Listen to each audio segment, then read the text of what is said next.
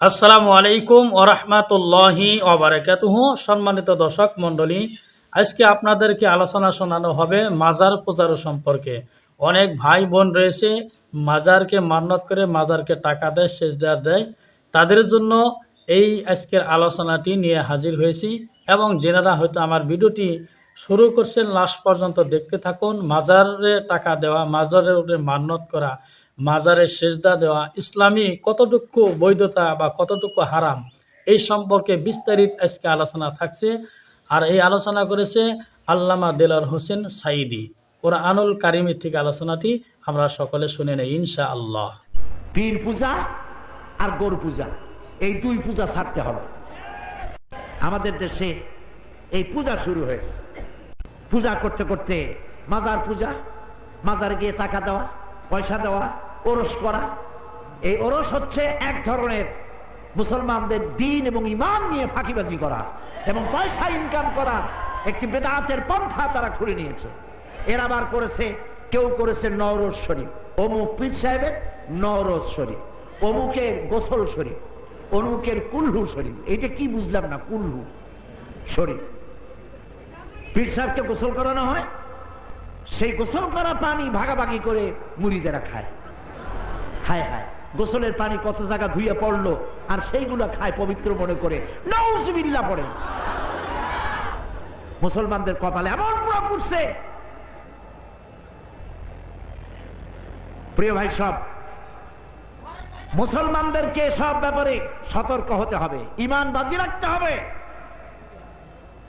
এই ধরনের বাংলাদেশে রাজধানী ঢাকা শহরে এক ভণ্ড ফকিরের আবির্ভাব হয়েছে।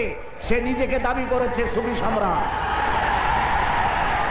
এইটা সুফি সম্রাট নয়, এটা শয়তান সম্রাট।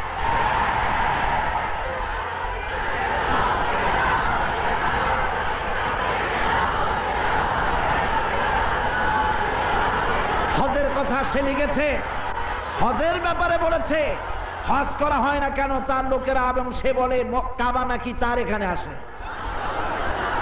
আল্লাহ নাকি এসে তার সাথে মোনাজাত ধরে। নাউজুবিল্লাহ। সব থেকে মারাত্মক কথা বলেছে মুহাম্মদ সাল্লাল্লাহু আলাইহি ওয়াসাল্লাম নাকি সে স্বপ্নে দেখেছে বিবস্ত্র অবস্থায় আবর্জনার উপরে শুয়ে আছে। নাউজুবিল্লাহ। বসো প্রিয় ভাই সব, এই লোকটি ভণ্ড, আল্লাহ লানত। বাড়ির নাম রাখছে বাবে রহমত। কত বড় শয়তান! যে বাড়িতে সে পেশাব করে, বউরু নিয়ে শোয়, বিবি বাল বাচ্চা পায়খানা করে, সেই বাড়ির নাম বাবে রহমত। এটার নাম বাবে গজব। যে খানকায় বসে, সেই খানকার নাম রাখছে বাবে জান্নাত। নাউজুবিল্লাহ, নাউজুবিল্লাহ। ফকিররা, যারা ফকির সুফি, তারা হয় বিনয়ী। সুফিদের ইতিহাস আমরা জানি, আসফিয়া কেরাম, আউলিয়া কেরাম, তাদের ইতিহাস জানি। কেউ নামের আগে সম্রাট শব্দ বসায় নাই। কত বড় শয়তান হইলে পরে নিজের নামে সম্রাট লাগাতে পারে। সুতরাং এই ভণ্ড দেওয়ানবাগীকে প্রতিরোধ করতে গিয়ে, থামেন, এই ভণ্ড দেওয়ানবাগীকে প্রতিরোধ করেছিল ঈমান আকীদা সংরক্ষণ কমিটি। তাদের উপরে পুলিশের অ্যাকশন কখনো সমর্থনযোগ্য নয়। এই ব্যক্তি বাংলাদেশের সকল আলেমদের দৃষ্টিতে, সমস্ত আলেমেরা একমত, দেওয়ানবাগী মুরতাদ কাফের হয়ে গিয়েছে। কোন মুসলমানের সাথে সম্পর্ক থাকা উচিত নয়।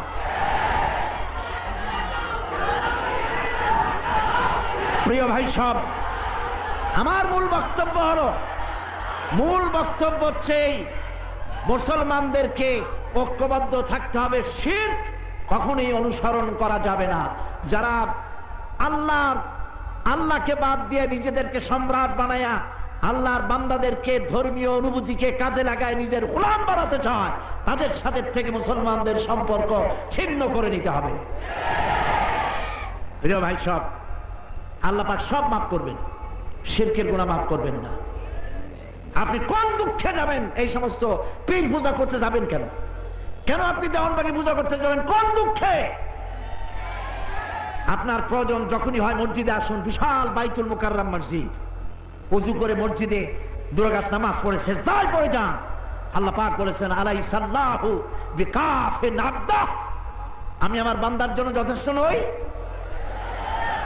আল্লাহ প্রশ্ন করছেন, বানাইলাম আমি, খাওয়াইলাম আমি, চোখ দিছি আমি, মুখ দিছি আমি, যৌবন দিছি আমি, বিয়ে করাই মেয়ে লোক দিছি আমি, বিবাহ করাইছি, বাচ্চা দিয়েছি, জমিন দিয়েছি, ব্যবসা দিয়েছি, সব দিলাম আমি, আমাকে বাদ দিয়ে কেন অন্যের কাছে যাও? হারাম।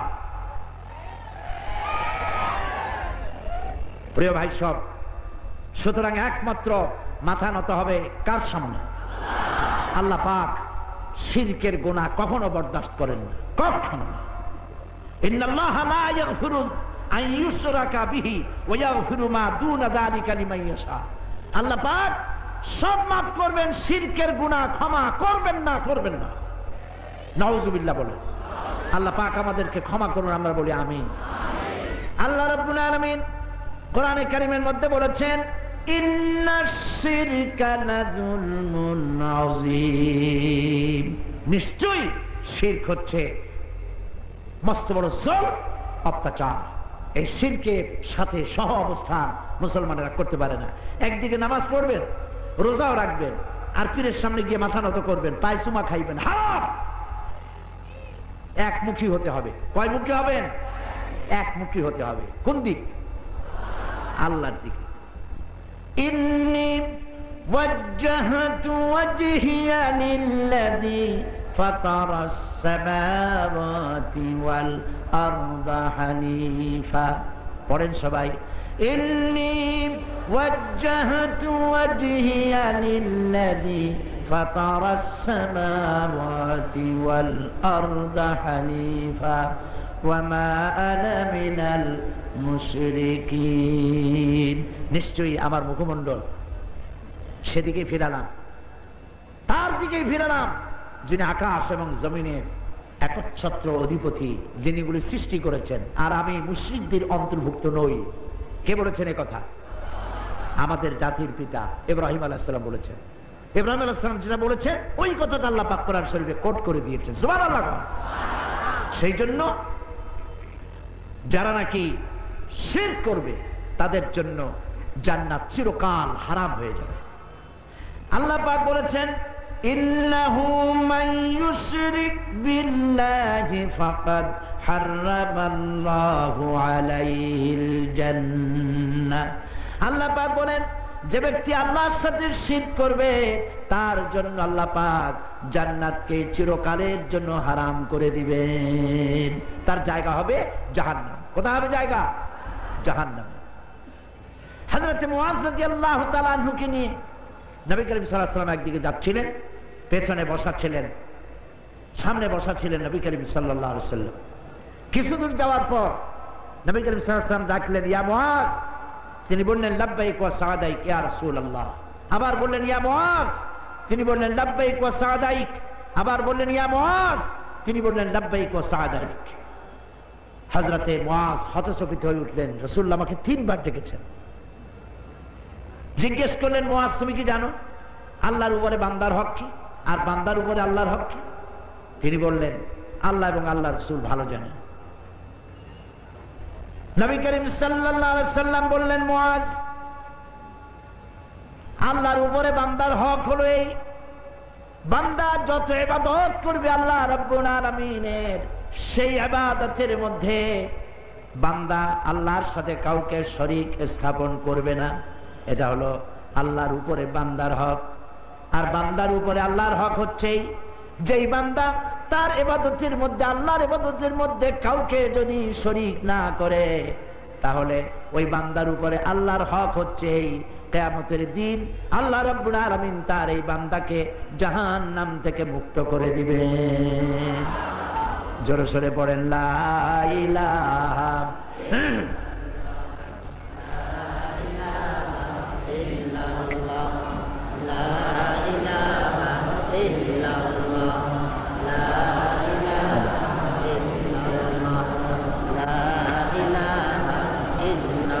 জোরে পড়েন লা ইলাহা ইল্লাল্লাহ লা ইলাহা ইল্লাল্লাহ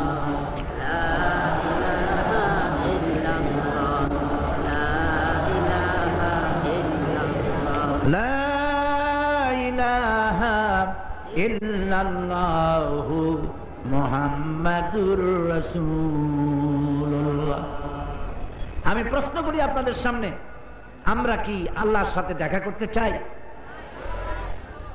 আর যারা জবাব দিলেন না, আমরা কি আল্লাহর সাথে দেখা করতে চাই? কারা কারা চান হাত উঁচু করে দেখান, হাত নামা।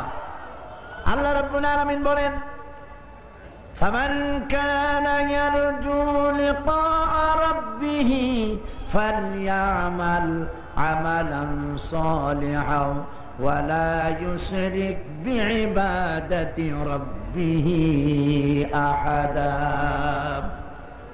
ফামান কানা ইয়ারজু লিকাআ রাব্বিহি, যে বা যারা আল্লাহর সঙ্গে দেখা করতে চায়, তার রবের সাথে মোলাকাত করতে চায়, ফালইআমাল আমালান সালিহা, দুইটা কাজ করতে হবে। এই শর্ত কে আরোপ করেছে? আল্লাহ। দুইটা শর্ত। ফালইআমাল আমালান সালিহা, এক নম্বর আমল হচ্ছে, এক নম্বরের কাজ হলো নেক কাজ করতে হবে। কি কাজ করতে হবে? নেক কাজ, আমলে সালেহ করতে হবে। আর আমলে সালেহ বলা হয় ওই সব কাজকে যেই কাজটা করা হবে আল্লাহকে খুশি করার জন্য। কারে খুশি করার জন্য? মাহফিল করব, কারে খুশি করার জন্য? মসজিদ বানাবো, কারে খুশি করার জন্য? কোরবানি করব, কারে খুশি করার জন্য? দাড়ি রাখবো, কারে খুশি করার জন্য? তাহলে প্রথম কাজটা নেক হওয়ার জন্য, ভালো হওয়ার জন্য এক নম্বরের শর্ত হলো কাজটা হতে হবে আল্লাহকে বলেন খুশি রাজি করার জন্য। এবং এই কাজটি ভালো হওয়ার জন্য কাজটি অনুষ্ঠিত হতে হবে সুন্নতে নববী সাল্লাল্লাহু আলাইহি ওয়াসাল্লামের উপরে। নবী করিম সাল্লাল্লাহু আলাইহি ওয়াসাল্লাম যেভাবে করেছেন ওইভাবে করতে হবে। তাহলে কাজটা কি হলো? আমলে সালেহ হলো। বলেন কি হলো? আল্লাহর সঙ্গে যারা দেখা করতে চান, রব্বুল আলামিন তাদের সম্পর্কে বলেছেন দুটি কাজ করতে হবে। এক নম্বরে ভালো কাজ, নেক কাজ করা লাগবে। আর দুই নম্বরে হলো ওয়ালা ইউশরিক বিইবাদাতি রাব্বিহি আহাদা, আল্লাহর সাথে কাউকে শরীক স্থাপন করা যাবে না। আল্লাহর ইবাদতের সাথে কাউকে শিরক করা যাবে না, শরীক করা যাবে না। আমরা কি আজকে ওয়াদা করতে পারবো যে আমরা আর শিরক করব না? শিরক বহু রকম। বাসে উঠছিলেন, বাসটা যাইতে যাইতে কোথাও অ্যাক্সিডেন্ট করতে করতে অ্যাক্সিডেন্ট হতে যাচ্ছিল, এমন সময় কোন ক্রমে অ্যাক্সিডেন্ট থেকে বেঁচে গেল। তখন তো মুখ থেকে আল্লাহ শব্দ বেরিয়ে গেল, কিন্তু বাসের থেকে নেমে বন্ধুদের সাথে যখন দেখা হলো তখন মুখ থেকে বেরিয়ে গেল অ্যাক্সিডেন্ট তো করছিলাম, তোমাদের সঙ্গে আর দেখা হওয়ার কোনো কথা ছিল না, কিন্তু ড্রাইভারটা এত ভালো করে কাটলো আমি বেঁচে গেলাম, গাড়িটার মানুষগুলি সব বেঁচে গেল। তখন প্রশংসা হইল ড্রাইভারের। করেন এরকম মানুষে? প্লেনে বাম্পিং হচ্ছিল, এমন বাম্পিং, বাঁচার আর কোনো পথ ছিল না। ক্যাপ্টেন এত ভালো সুন্দরভাবে এই বাম্পিং এড়াইয়া কায়দা করে নামায় দিল, বেঁচে গেলাম। নাউজুবিল্লাহ, বলেন নাউজুবিল্লাহ। মানুষ যখন বিপদ থেকে বেঁচে যায় তখন আল্লাহর প্রশংসা করে না, যখন বিপদে পড়ে তখন লম্বা লম্বা দোয়া করা আরম্ভ করে, আল্লাহর কাছে কাঁদাকারি করে। যখন তুফানে পড়ে আল্লাহ বাঁচাও, আল্লাহ বাঁচাও, রক্ষা করো। আর যখন কেনারে আসে কয় মাঝি খুব ভালো ছিল, ভালো করে চালাইছে। প্রিয় ভাই সব, এটার নামই হলো শিরক। এটার নাম কি? শিরক। কোন অবস্থাতে শিরক করা যাবে না। কোন মাজারে চাদর দেওয়া যাবে না, আগরবাতি দেওয়া যাবে না, মোমবাতি দেওয়া যাবে না, একটা পয়সাও দেওয়া যাবে না। রাজি আছেন? কারা কারা রাজি? হাত উঁচু করে দেখান। আলহামদুলিল্লাহ। হাত নামান, হাত নামান। পয়সা দিবেন, দান সদকা করবেন কোথায়? এতিমকে দিবেন। এতিম, গরিব, বিধবা, ফকির, অন্ধ, লুলা, মাদ্রাসা, মসজিদ, এতিমখানা, গাছ লাগাবেন, তারপরে টিউবওয়েল করবেন, পুকুর খনন করবেন, এই সমস্ত কাজ করবেন, সদকায়ে জারিয়ার সওয়াব হবে, কিয়ামত পর্যন্ত সওয়াব পাবেন। সুবহানাল্লাহ। প্রিয় ভাই সব, সুতরাং আল্লাহ রাব্বুল আলামিন বলছেন উদখুলু ফিস সিলমে কাফা, ইসলামের মধ্যে পরিপূর্ণরূপে দাখিল হতে হবে। একদিকে কালেমা পড়বে, মুসলমানের দাবি করবে, আর একদিকে মাজারে যাই বলবে ইয়া খাজা বাবা মেরা মতলব কো পুরা কর দে। এই কাম হবে না। কেউ ফেরে না খালি হাতে। খাজারে তোর দেখছেন কিভাবে মুখস্থ সকলে, বিশ্বাস করা যায় নাই। আবার বলে কি আল্লাহর ধন খাজারে দিয়া আল্লাহ গেছে খালি হইয়া। নাউজুবিল্লাহ। তাহলে তো আল্লাহর অবস্থা খুবই বেকায়দা। এখন কোনো কিছু দরকার হইলে খাজার কাছে দরখাস্ত করা ছাড়া পথ নাই। চিল্লায় বলেন নাউজুবিল্লাহ। খাজা মঈনুদ্দিন সৃষ্টি, বড় পীর আব্দুল কাদের জিলানীর মতো হাজার হাজার আল্লাহ পাক তার গোলামদেরকে তৈরি করেছেন, লাখও করেছেন। সুতরাং সর্বশ্রেষ্ঠ ক্ষমতার একমাত্র মালিক। উদখুলু ফিস-সিলমি কাফা, পরিপূর্ণরূপে ইসলামে মুসলমান হবেন তো খাঁটি হইতে হবে। ভেজাল সিমেন্ট দিয়া দালান বানাবেন, ভূমিকম্প হওয়ার আগেই চিতই পড়বে। কথা বুঝে আসছে? ঈমান সলিড করুন, পাকা করুন। কলিজার ভেতর থেকে পীরের প্রতি ভয়, মাজারের প্রতি ভয়, সমস্ত ভয়কে উৎখাত করে দিন। ভয় হবে কার? চিল্লায় বলো। একমাত্র ভয় হবে আল্লাহ রাব্বুল আলামিন। আপনার মনের মধ্যে আকীদা বিশ্বাস হবে কোন মরা পীর, কোন জিন্দা পীর ফু দিয়ে আমার ভাগ্য ভালো বানাতে পারবে না, পারবে না। কোন মরা পীর, কোন জিন্দা পীর ফু দিয়ে আমার ভাগ্যকে নষ্ট করতে পারবে না, পারবে না, পারবে না। এর নাম হলো ঈমান। জোরে বলেন এর নাম কি? এই ঈমান যদি সলিড বানান, জাহান্নাম আল্লাহ হারাম করে দেবেন। আর কিচ্ছু না পারেন জীবনে, অন্তত ঈমানটারে হেফাজত করেন, আকীদা মজবুত করেন, কিয়ামতের দিন আল্লাহ জান্নাত দিয়ে দিবেন। সুবহানাল্লাহ। ইসলামী রাষ্ট্র করতে পারলাম কি পারলাম না, কিয়ামতে আল্লাহ এটা জিজ্ঞেস করবেন না। ইসলামের রাষ্ট্র বানাও নাই কেন, এই কথা জিজ্ঞেস করে ফেরেশতা দিয়ে আল্লাহ পিটাবেন না, এটা করবেন না। তোমার ইলম অনুযায়ী দিন প্রতিষ্ঠার জন্য কাজ করছো কিনা, এইটা প্রশ্ন হবে। দুনিয়ার কত নবী তো ইসলামকে রাষ্ট্র হিসাবে রাষ্ট্রীয়ভাবে ইসলাম প্রতিষ্ঠা করতে পারেন নাই, বহুত নবী, ঠিক কিনা? তাই বলে নবীরা কি ব্যর্থ? বলে নাউজুবিল্লাহ। কোন নবী ব্যর্থ নন। আল্লাহ কারে দিয়ে কি করবেন আল্লাহ ভালো জানেন। এই জন্য দিন প্রতিষ্ঠার আন্দোলন করা ফরজ, সেই ফরজের কাজ করতে থাকুন। কিন্তু আমার এটা করেই যাওয়া লাগবে, এটা কোনো গ্যারান্টি নাই। এবং কিয়ামতে এ ব্যাপারে প্রশ্ন হবে না যে তুমি প্রতিষ্ঠা করে আসো নাই কেন, বরং প্রশ্ন হবে শিরক আর বিদআত করেছিলে কেন। জীবনের যে কোনো মূল্যে শিরক আর বিদআতের সাথে কোনো আপোষ আমরা করব না।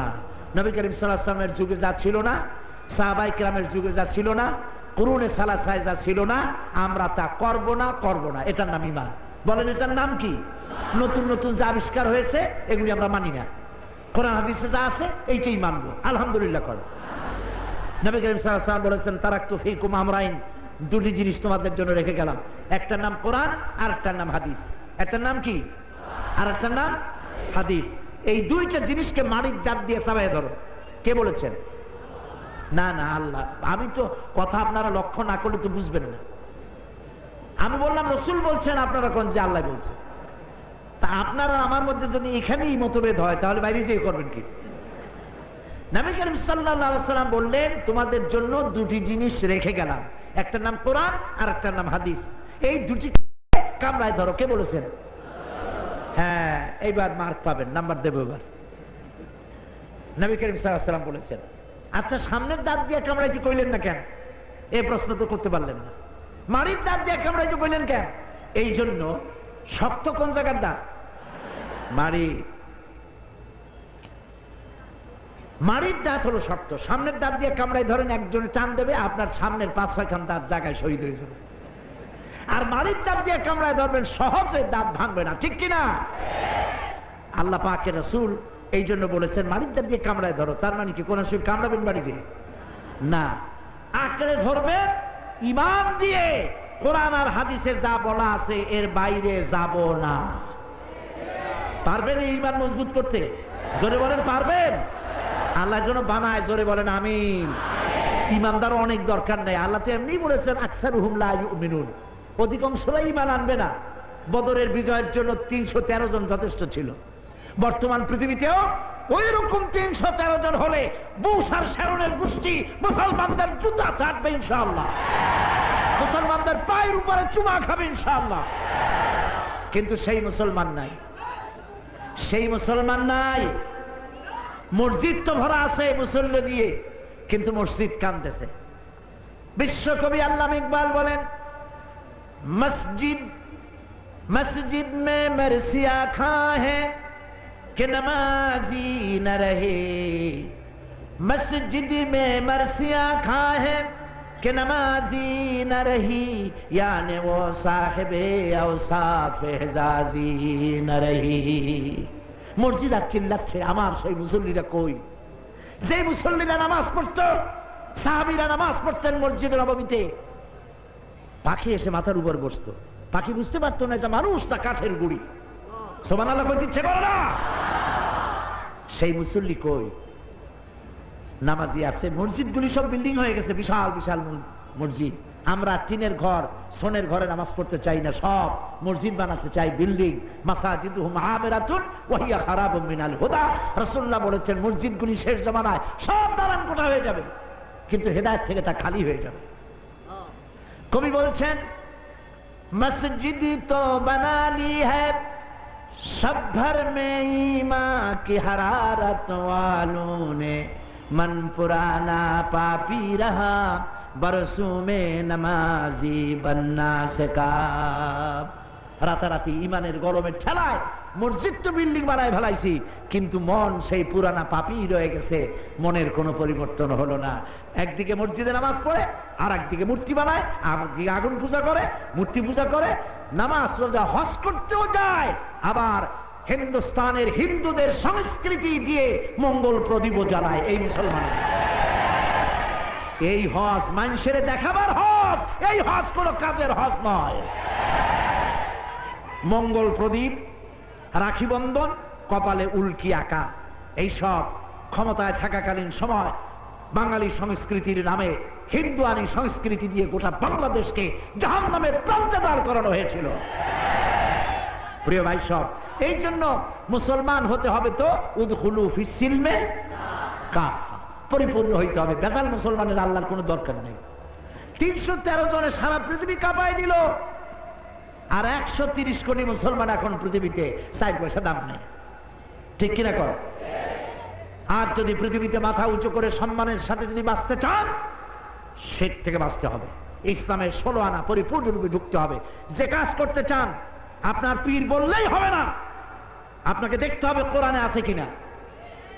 এই সিদ্ধান্ত নিবেন আজ। আপনার পীর যদি বলে লা ইলাহা কতক্ষণ, ইল্লাল্লাহ কতক্ষণ, আল্লাহ কতক্ষণ, কলেমাকে খণ্ডিত করে জিকির করার অধিকার কে দিল? ইল্লাল্লাহ, ইল্লাল্লাহ মানে কি? আল্লাহ ছাড়া, আল্লাহ ছাড়া, আল্লাহ ছাড়া কি? নাউজুবিল্লাহ বলে। আপনাকে দেখতে হবে রাসূলুল্লাহ এই রকমের জিকির সারা জীবনে একবার করেছেন কিনা দেখতে হবে। কোরআন হাদিসের বাইরে যে যা বলুক, যত বড় পীর হোক, মানি না। কোরআন হাদিস এখন আর শুধু আরবি ভাষায় নাই, আমার মাতৃভাষায়, প্রিয় বাংলা ভাষায় কোরআন এবং হাদিসের অসংখ্য গ্রন্থ সম্ভার ভরে গিয়েছে বাংলাদেশ। বলেন আলহামদুলিল্লাহ, চিল্লায় বলেন আলহামদুলিল্লাহ। কাজী যত বড় পীর হোক, মাওলানা হোক, তার কথা ঠিক কিনা তা বোঝার জন্য কোরআন হাদিস দেখা তারপরে বিশ্বাস করবেন। মনে থাকবে এই কথা? মনে থাকবে?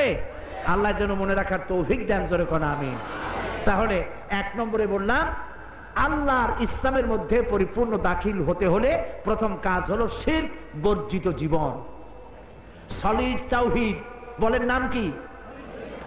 নির্ভেজাল তাওহীদ, এর উপরে প্রতিষ্ঠিত হতে হবে। এতক্ষণ যিনারা আমাদের এই আলোচনাটি শুনলেন, আপনাদেরকে অসংখ্য ধন্যবাদ। তাই আপনারা আমাদের ভিডিও যদি ভালো লাগে অবশ্যই আমাদের চ্যানেলটি সাবস্ক্রাইব করে পাশে থাকুন, পরবর্তীতে আপনারা এই রকমের ভিডিও দেখতে পারবেন। তাই সকলে ভালো থাকুন, সুস্থ থাকুন, এই বলে আজকের মতো আমি সমাপ্ত করলাম। খোদা হাফিজ।